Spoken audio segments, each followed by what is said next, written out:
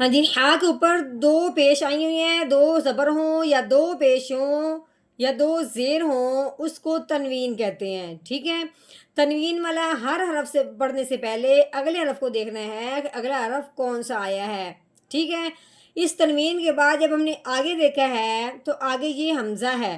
دیکھنے میں تو یہ الف نظر آ رہا ہے، لیکن الف کے نیچے زیر آنے کی وجہ سے اس الف کو حمزہ بنا دیتے ہیں، ٹھیک ہے؟ الف کے اوپر زبر ہو، زیر ہو یا پیش ہو، اس الف کو حمزہ کہتے ہیں۔ اب یعنی الف کے نیچے زیر آنے کی وجہ سے الف کو اب ہم نے حمزہ بنایا، تو اب ہم نے یہ دیکھا ہے کہ تنوین کے بعد آگے حمزہ جو ہے یہ حروف ہلکی میں سے ہے، کیونکہ جو ہم نے حروف ہلکی یاد کیے ہوئے ہیں اس میں سے ایک حمزہ آتا ہے۔ تو حروف ہلکی میں سے کوئی حرف آ جائے تو پھر تنوین پہ غنہ نہیں کرتے، بغیر غنے کے اظہار کے ساتھ پڑھتے ہیں۔ تو کیسے پڑھیں گے؟ ہا دو پیش ہن، کادحن،